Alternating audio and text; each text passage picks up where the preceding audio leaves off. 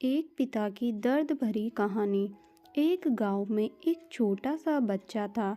उसके पिता तो थे, लेकिन माँ की मृत्यु हो गई थी। पिता सारा दिन काम करता और अपने बेटे को पाल पोस कर बड़ा करता है। वह सारे सुख अपने बेटे को देता है जो एक माँ दे सकती थी। उस पिता ने कभी कुछ नहीं मांगा, सिर्फ इतना ही मांगा कि मेरे बेटे को कोई परेशानी ना हो।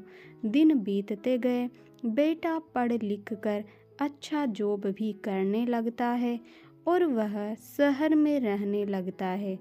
कुछ दिन बाद वह अपने पिता से मिलने आता है और कहता है, पापा, मुझे कुछ पैसों की ज़रूरत है। मैं चाहता हूँ कि शहर में ही जमीन लेकर अपना घर बना लूं। पिता इस बात को सुनकर बहुत खुश होते हैं। सोचते हैं कि मेरा बेटा है, एक ना एक दिन नाम करेगा। जिंदगी भर की बचाई हुई पूंजी को निकाल कर अपने बेटे को दे देते हैं। बेटा शहर चला जाता है और उन पैसों से अपना घर बना लेता है।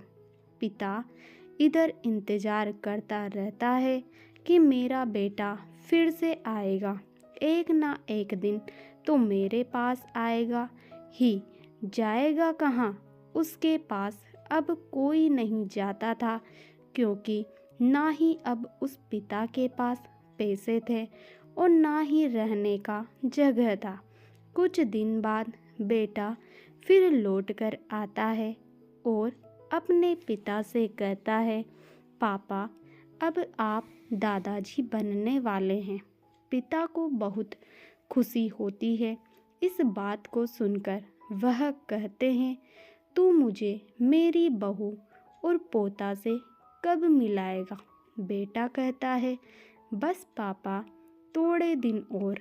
पापा, मुझे कुछ पैसों की ज़रूरत है, क्योंकि आजकल थोड़ा जॉब में खींच बीच हो रहा है। इसके कारण से मुझे कुछ दिन के लिए सस्पेंड कर दिया गया है।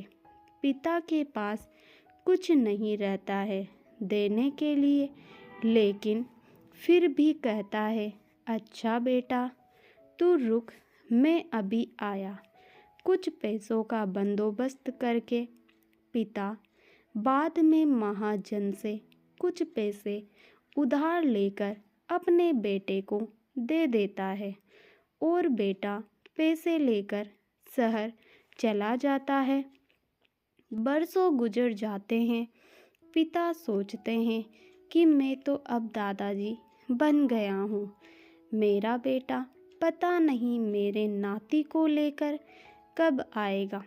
फिर सोचने लगते हैं, समय नहीं मिलता होगा, इसलिए मेरा बेटा अभी तक आया नहीं, वरना आया जरूर होता।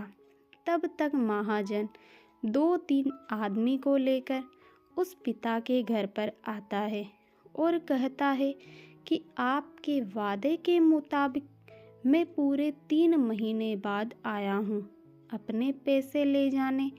पिता कहते हैं, मेरे पास पैसे नहीं हैं देने के लिए।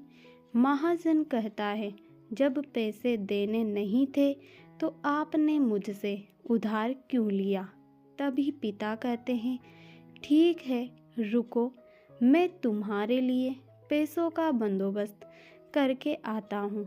और वहाँ के नज़दीकी अस्पताल में चले जाते हैं।